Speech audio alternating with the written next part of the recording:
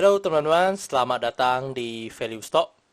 Hari ini saya akan membahas analisa fundamental ASUS atau S Hardware kuartal ketiga tahun 2020. Oke teman-teman, ini disclaimer-nya. Yang pertama, ini merupakan sharing analisa fundamental, bukan ajakan beli, jual, atau hold suatu saham, dan keputusan investasi ada di tangan teman-teman selaku investor. Yang ketiga, dari analisa fundamental ini bisa dijadikan referensi untuk analisa saham-saham yang teman-teman miliki.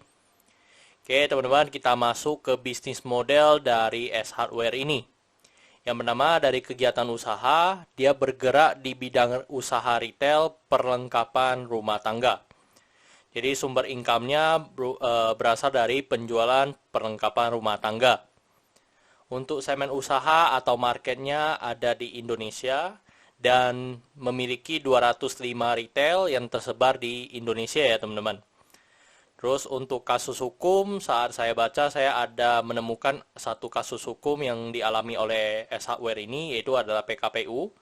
Dan setelah saya baca ininya di bulan Oktober ini, dan sudah selesai sih teman-teman saat saya membaca ininya, itu terkait hutang ya teman-teman. Hutang yang 10 juta kepada pengacara sih teman-teman. Terus untuk kepemilikan sahamnya dimiliki oleh kawan lama sebesar 59,97%, masyarakat memiliki 39,67%, habis itu Kunchoro Wibowo sebagai presidennya memiliki 0,0%, habis itu dimiliki oleh Treasury sebesar 0,36%. Oke teman-teman, kita masuk ke revenue-nya. Jadi teman-teman bisa lihat dari pendapatan ASUS dari S Hardware ini dari 2014 sampai 2019 konsisten mengalami kenaikan ya teman-teman, dan pertumbuhannya cukup bagus ya di semenjak 2016 ke atas. Tetapi di 2020 ini terutama kuartal ketiga kita lihat mengalami penurunan 8,3%. Dan kalau di sini kita bisa lihat memang penurunan ini disebabkan oleh pandemi COVID-19 ya teman-teman. Dan kalau secara per tahun juga berkurang atau menurun sebesar 8,3%. Dari segi net profit, teman-teman juga bisa melihat sesuai dengan pendapatannya ya teman-teman. Di 2014 sampai 2019 sesuai dengan pendapatannya mengalami kenaikan terus-menerus. Dan net profitnya mengalami penurunan di 2020 ini yang disebabkan oleh pandemi. Dan penurunannya sebesar 26,6%. Untuk kuartal ketiga ya kita bandingkan, kalau misalnya kuartal keempatnya memiliki kinerja yang sama dengan kuartal ketiga, maka bisa diasumsikan sampai akhir tahun S Hardware ini mengalami penurunan 29,4%. Oke, dari segi aset kita bisa lihat dari 2014 sampai 2020 konsisten ya teman-teman mengalami kenaikan. Dan kenaikannya sebesar 16,9% untuk tahun 2019 dengan tahun 2020.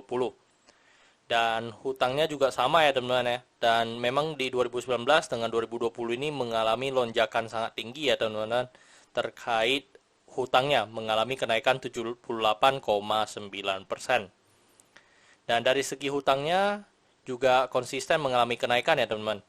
Dan di 2019 dengan 2020 mengalami kenaikan 3,8%. Oke, ini adalah summary laporan keuangannya dari tahun 2014 sampai 2020. Dan di sini saya akan banyak membahas tentang rasio keuangannya. Yang pertama kita lihat dari NPM-nya atau net profit margin-nya.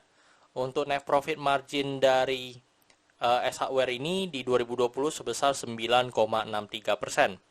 Kalau kita bandingkan dengan rata-ratanya memang rata-rata di 12% ya teman-teman. 12 sampai 13%. Hal ini berarti mengalami penurunan 3%. Dan karena penurunan ini menyebabkan EPS-nya juga menurun menjadi 41 dan membuat pernya mengalami kenaikan ya teman-teman. Karena earningnya sedikit maka pernya mengalami kenaikan dibandingkan dengan harga sebelumnya. Jadi untuk pernya sekarang di angka 40,82, which is ini sangat tinggi ya teman-teman. Kalau kita bandingkan dengan rata-rata pernya pun di sekitar 25. Untuk book value-nya kita bisa mendapatkan book value saat ini berada di 286. Dan saat harga sekarang untuk S Hardware ini dijual di harga 1680. maka memiliki PBV 5,88 kali lebih mahal ya teman-teman. Oke, untuk dari segi DER-nya kita bisa melihat tadi mengalami lonjakan sekitar 78% dan membuat DER-nya ini di 0,43. Which is ini masih sangat bagus ya, DER-nya masih di bawah 1. Tetapi kalau kita bandingkan dengan DER dari rata-rata 2014 sampai 2019, kita bisa melihat DER rata-ratanya pun masih di bawah 0,3 ya, masih di bawah 0,3. Dari segi ROE-nya berada di sekitar 14,41. Kalau kita lihat rata-ratanya memang di sekitar 21 ke atas ya teman-teman. Hal ini mengalami penurunan dari ROE-nya sebesar 7%. Dan ini wajar ya di masa-masa pandemi dan mereka adalah sektor retail ya teman-teman. Untuk ROA mengalami penurunan menjadi 10,24%. Oke, kalau saat video ini dibuat teman-teman, harga S hardware ini dihargai 1.680 dan dari analisa fundamental saya mendapatkan nilai intrinsiknya di sekitar 1.100. Maka memiliki margin of safety minus 34,5%. Oke teman-teman, ini kesimpulannya. Yang pertama dari produk dan jasa, saya berikan status oke ya teman-teman, karena saya bisa melihat dari hutang mereka yang sangat sedikit dan dari segi kebutuhannya memang S hardware ini sangat maju ya teman-teman. Jadi saya bisa melihat prospek perusahaan ini masih bisa bertahan 5-10 tahun ke depan. Untuk dari GCG saya berikan status oke walaupun memiliki kasus PKPU ya teman-teman. Jadi dan memang pemegang saham mayoritasnya masih dipegang oleh kawan lama ya teman-teman. Dan untuk PKPU ini saya ingin bilang sebenarnya bukan kasus yang besar ya, karena hanya 10 juta. Dan yang kedua adalah memang sudah diselesaikan juga semenjak digugat ya oleh pengacara mereka.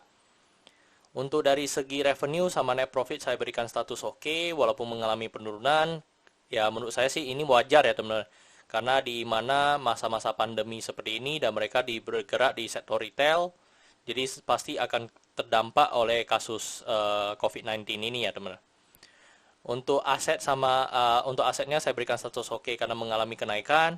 Untuk liability saya berikan status oke walaupun mengalami kenaikan cukup signifikan ya sebesar 70% ke atas. Karena saya melihat dari segi DER-nya memang masih di bawah 1 ya teman-teman. Untuk book value saya berikan status no karena harga sekarang dijual di atas book value-nya. Dari segi sektor saya berikan status oke karena di sektor ini tidak hal yang perlu terlalu dikonsernkan ya teman-teman. Kecuali memang di liability-nya.